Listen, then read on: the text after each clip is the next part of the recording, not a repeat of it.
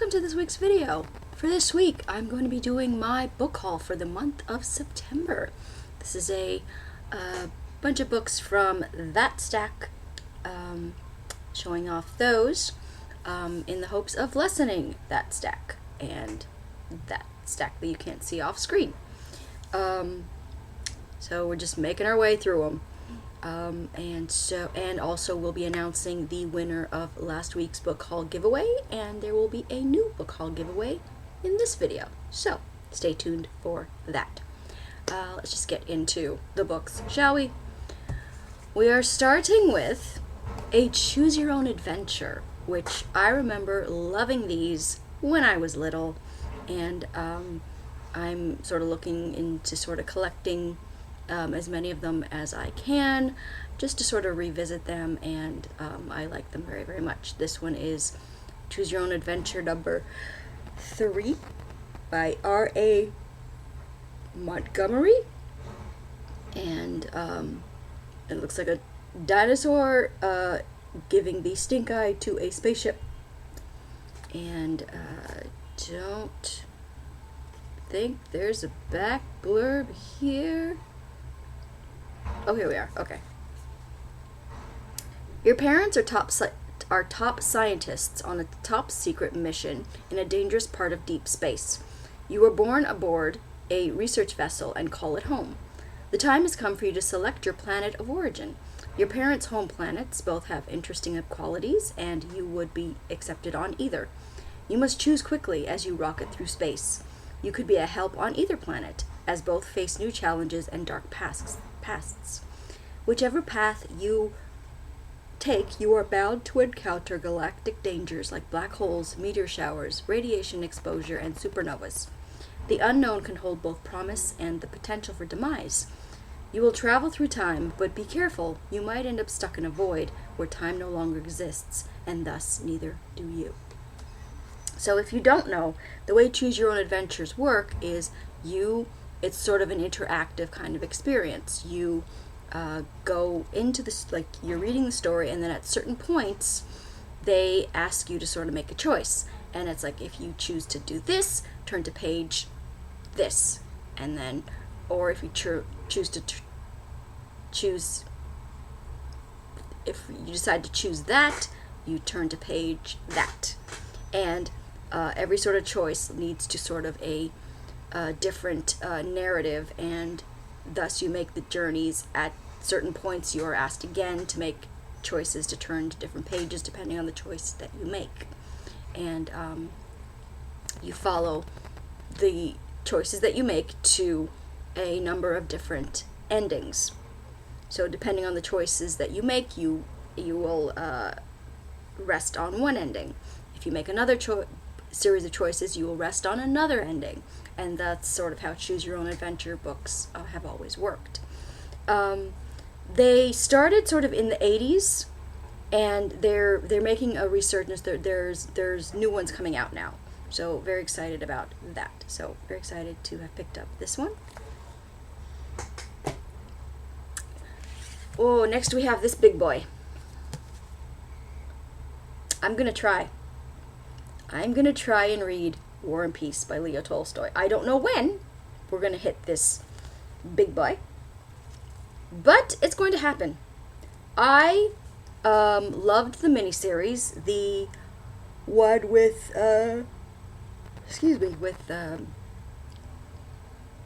is it James Norton? With Lily James as Natasha. I absolutely loved that version. So, very much looking forward to dipping my toe into this big boy. And again, you know how we do here. If there is a booked adaptation, I always watch the adaptation first, because watching the adaptation makes me want to read the book. Because Andre and Natasha peeved me off a few times, granted, but I loved her and Andre so very much, and Pierre was the preciousest thing. I loved that character so much. I understand the love for that character. So, looking forward to reading this. And just getting more of what I enjoyed in the miniseries, because that's how my reasoning works. If it's the other way around, I know that there are a lot of War and Peace aficionados who nitpick the miniseries and the movies to death. And that just is not an enjoyable experience for me. That annoys me when people do that.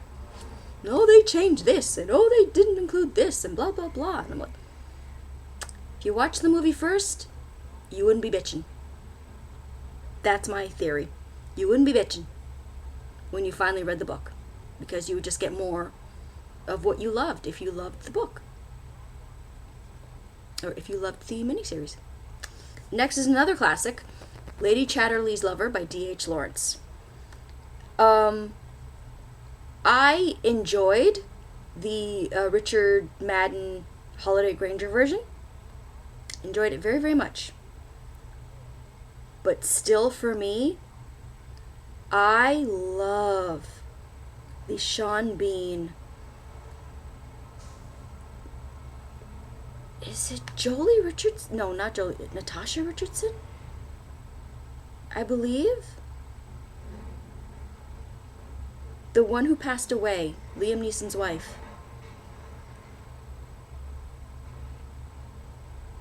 I love that version so much. I'm surprised that I actually don't have a copy of my own at this point. I need to remedy that and definitely get a copy of my own.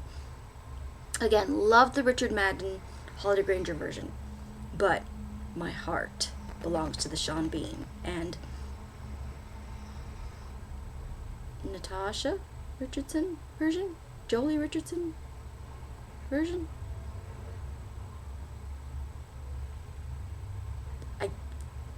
It's one of those sisters, one of the women from that family, from the Redgrave family. Yeah, so. And, I didn't read the backboard for War and Peace. I just remembered. And that's how we do the book hauls here. War and Peace is a vast epic centered on Napoleon's war with Russia. While it expresses Tolstoy's view that history is an inexorable process which man cannot influence, he peoples his great novel with a cast of over 500 characters.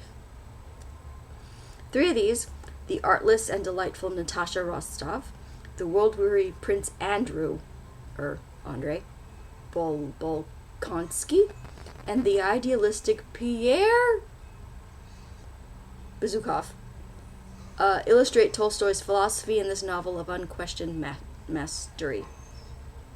This translation is the one which received Tolstoy's approval. The Wordsworth Classics edition. Okay. So, it's a big boy with teeny tiny print. Look how small that print is, people. Like, I'm not sure if it can even, focus how small it is, but look how small it is. Oh, my sweet baby Jesus. I know that it's over 1,000 pages long, but your girl's an Outlander fan. She ain't afraid of big books, okay? I like big books and I cannot lie. The blurb for Lady Chatterley's Lover. Lady Chatterley's Lover explores the intense affair between the sexually frustrated Connie, whose husband Clifford is paralyzed from the waist down, and Oliver Mellors, the family gatekeeper. And it's good. The movie was good anyway. The movie was amazing. Both versions. But, as I said, the Sean Bean one has my heart.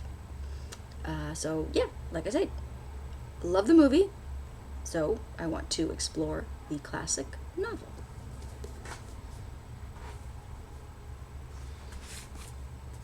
Next, we have Our Last Goodbye by Shirley Dixon. And looks like a wartime movie. The book, excuse me. Let me just take a drink here.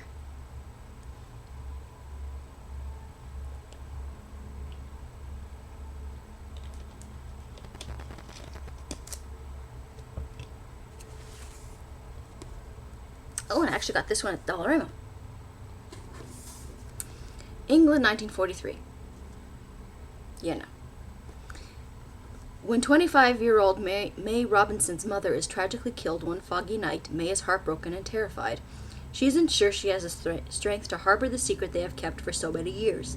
The secret her mother devoted her life to hiding. The secret that would tear their broken family even further apart. Instead, May vows to make her mother proud by training to be a nurse at Edgemoor General Hospital in South Shields. Surrounded by wailing air raid sirens and the eternal drone of enemy planes, May tends to wounded, ashen-faced soldiers. Working tirelessly alongside her is kind-hearted Richard Bentley. May is immediately drawn to his sparkling brown eyes and the way he makes her laugh. Among the death and despair, May and Richard become beacons of hope for each other.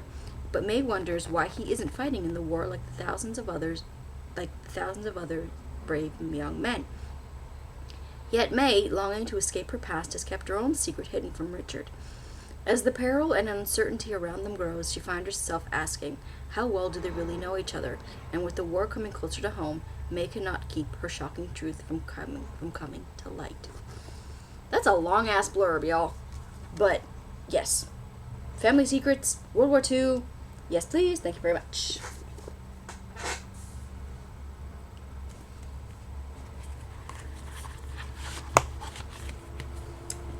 Next we have My Brilliant Friend by Elena Ferrante. Now, if you remember, I absolutely loved the TV show. I still haven't seen the second, and I think it goes 4 seasons. I think it's one for each of the books in the series. The first one is My Brilliant Friend. I absolutely loved the first season of this show, and I am very looking forward to watching the rest of the series. So, what do we do here? Book to movie adaptation or show adaptation? We watched the show first, loved it. Now I want to read the book. So, looking forward to this one.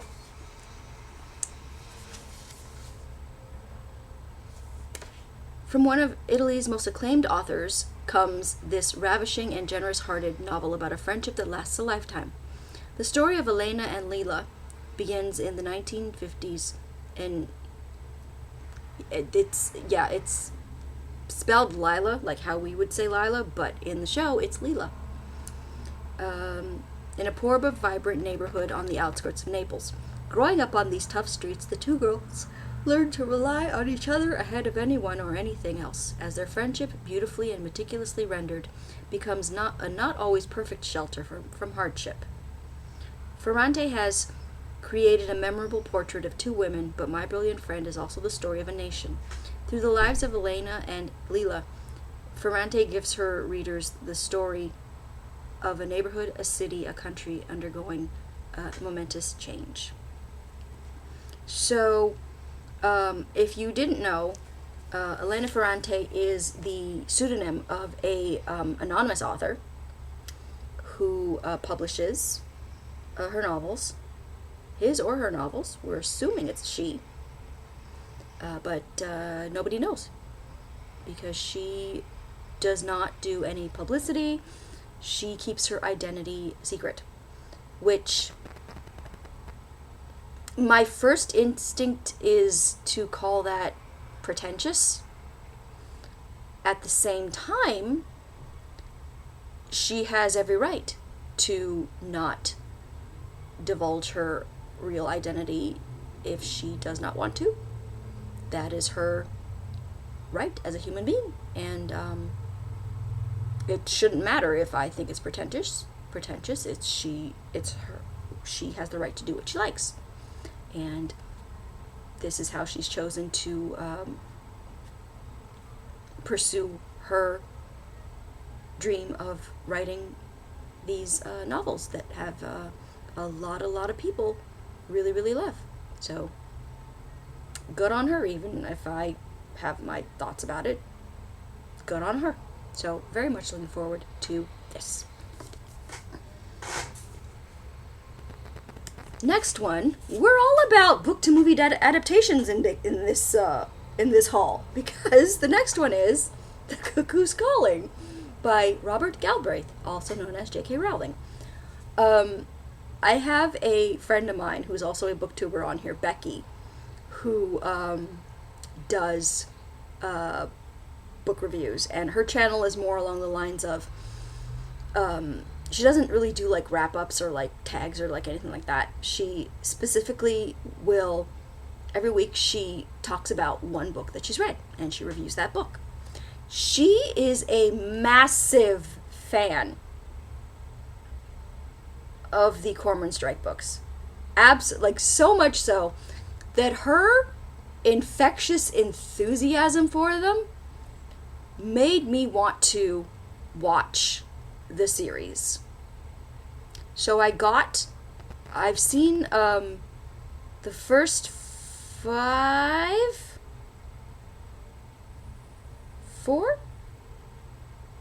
Lethal White was the last one I saw. And absolutely loved the movies that I've seen.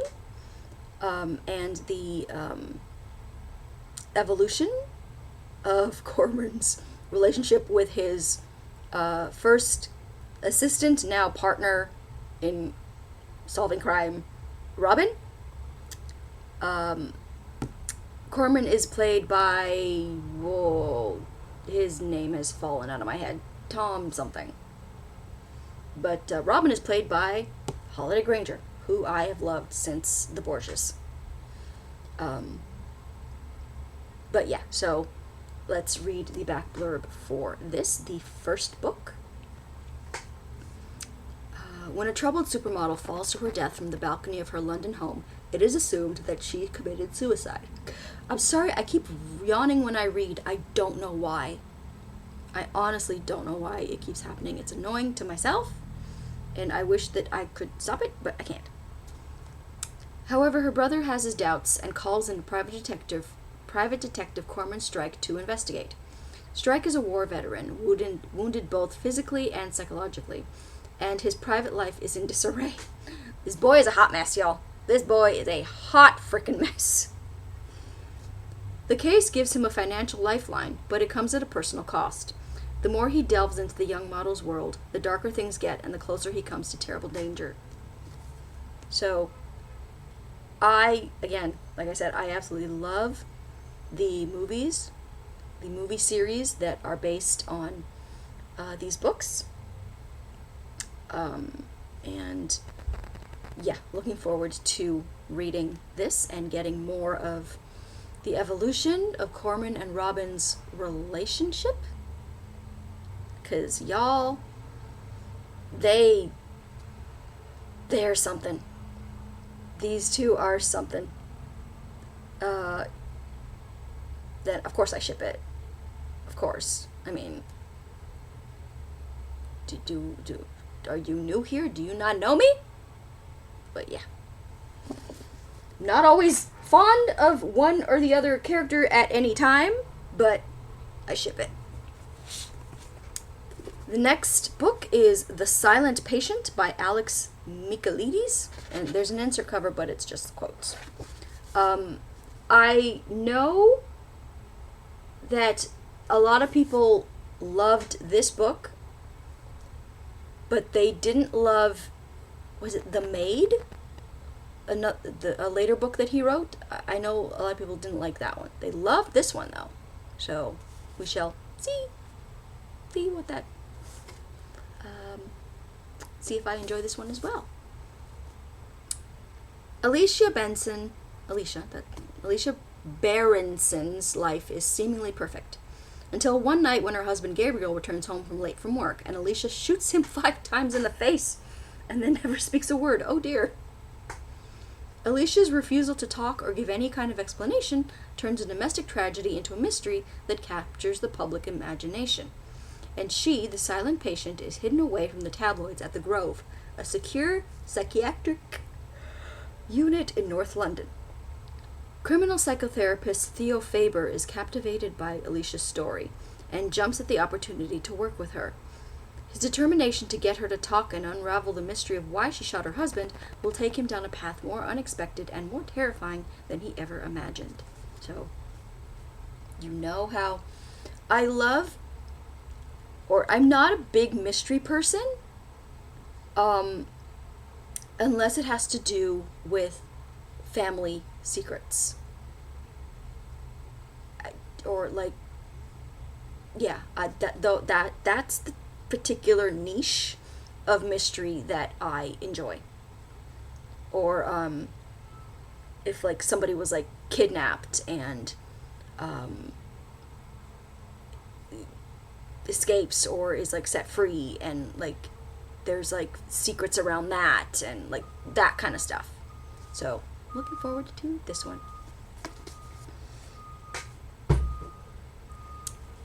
Next we have The Art of Hearing Heartbeats by Jan Philip Sendker. I think it's Jan because Philip, and Jan is a male equivalent, I guess, of Jan. Philip Sendker. And I remember I got this book because of the cover. This was totally a cover by, like, look at that. It's metallic. It's just so pretty. I mean, look at how gorgeous this cover is. And the back is like metallic too. I mean, oh. And like the spine is just so pretty. I mean, are you kidding? This was totally a cover buy. So let me just take another drink here.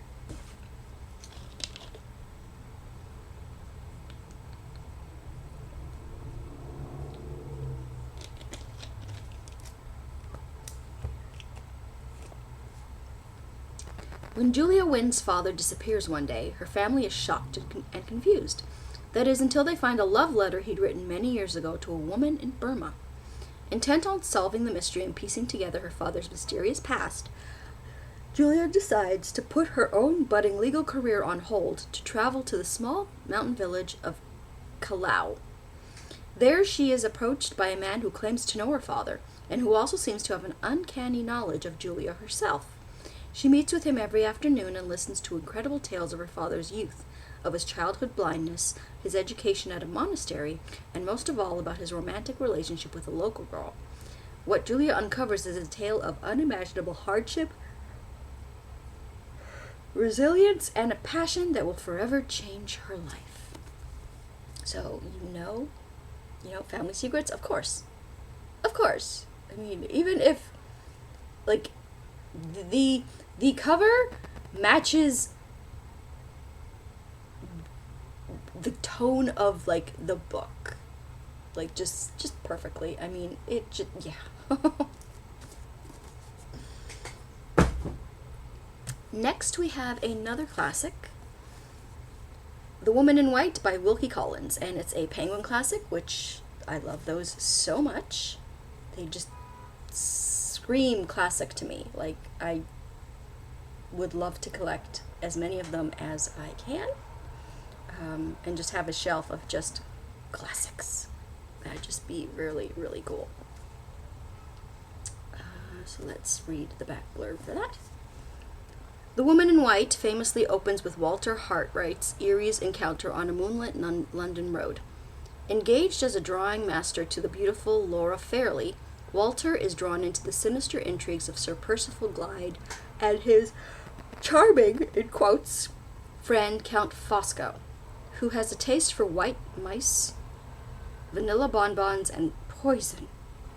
Pursuing questions of identity and insanity along the paths and corridors of English country houses and the madhouse, The Woman in White is the first and most influential of the Victorian genre that combined Gothic horror with psychological realism. So, I'm very much looking forward to that. I'll do this one first. Next we have Neruda, the Biography of a Poet by Mark Eisner. I initially got this thinking that it was a book of Pablo Neruda's poetry, which I did end up getting a book of his poetry, but which is that one there. But this was me sort of not really paying attention to the title and just being excited that I thought this was a book of Pablo Neruda's poetry, but it's not. It's his biography. But it does have snippets of his poetry inside. So, still a win, in my opinion. Yeah, it's got photos and just like little sort of snippets of his poetry inside. So yeah, Neruda, the biography of a poet, is the product of 15 years of research by Mark Eisner, a writer, translator, and documentary filmmaker. The book vividly depicts Neruda's monumental life, potent verse, and an ardent belief in the poet's obligation to use poetry for social good. It brings together three major strands of Neruda's life: his world-revered poetry, his political engagement, and his tumultuous, even controversial, personal life, forming a single cohesive narrative of intimacy and breadth. So, looking forward to that one. This one, I'm scared. This one, I'm scared, y'all. Because I've heard so many people talk about this book and how it hurts them and how it makes them cry and breaks their heart. So, and there is an insert cover, but it's different quotes.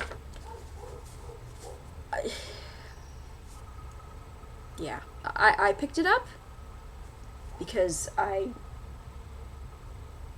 wanted to sort of see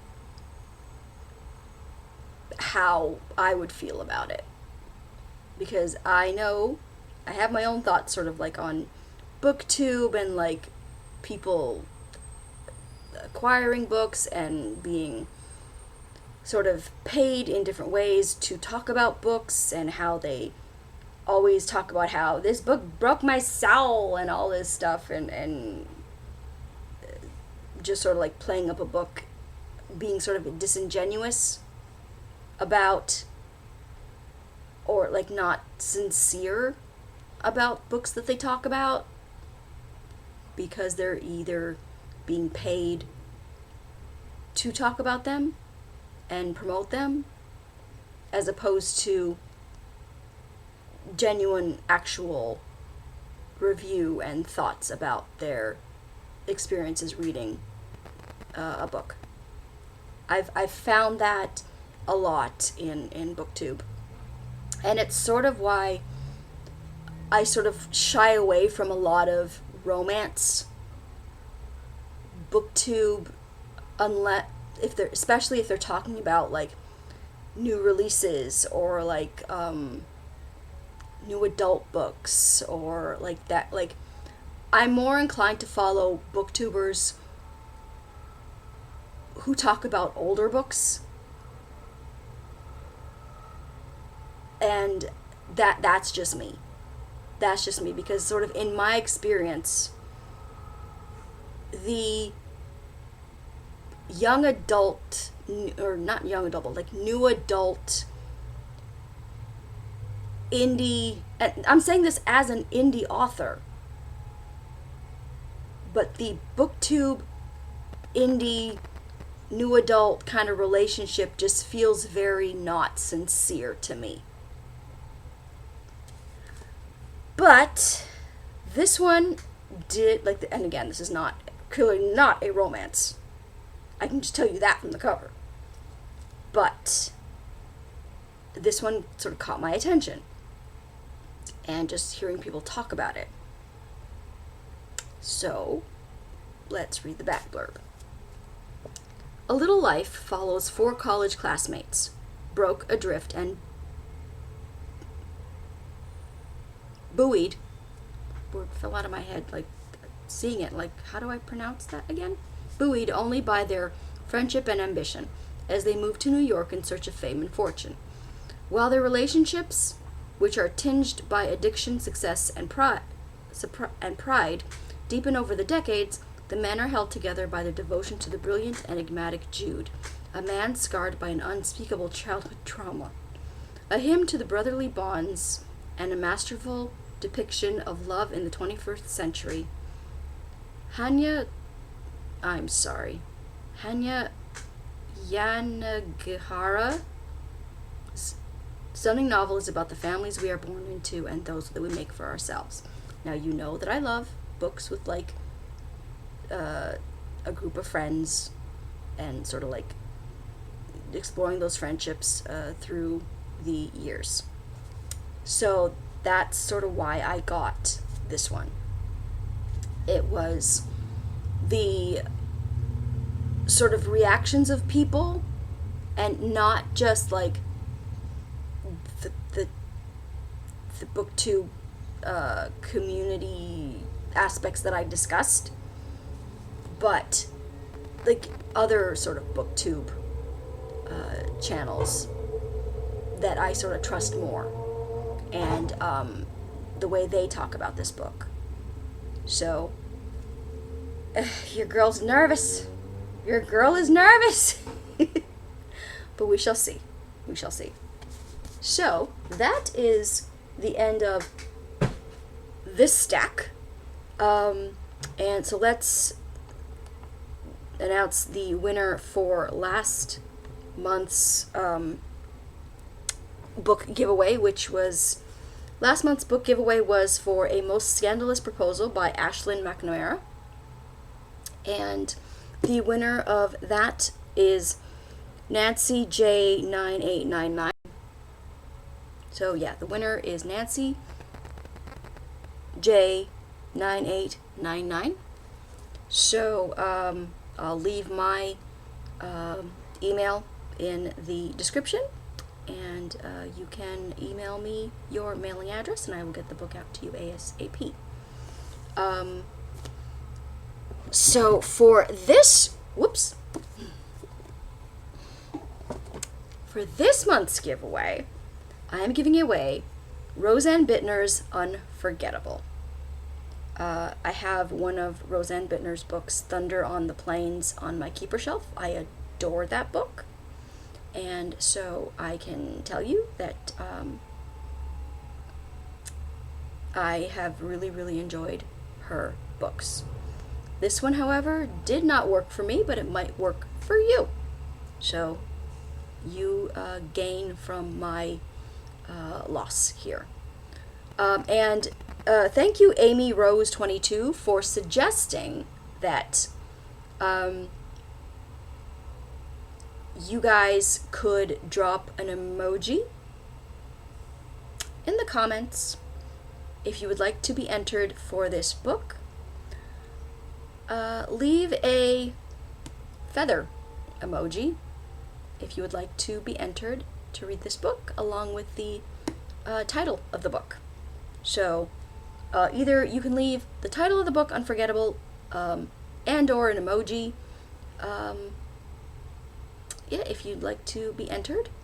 And make sure that you're subscribed, because I will be picking the winner for this in October's book haul.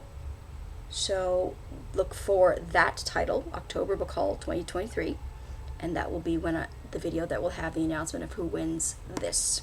So September's book haul is where I'm announcing the winner of this, which is Nancy J9899. So that's the winner for this book haul. And the winner for this book haul will be announced in October's book haul video. So make sure that you're subscribed so you know when that video goes up. So I guess that's going to be it for this week's video. Thank you very much for watching, and leave a like, comment, that whole thing. And if you want to subscribe, that would be great. Follow me on Twitter at twitter.com/authorejamie. Like my Facebook page at facebook.com/authorejamie, and I will talk to you guys next time.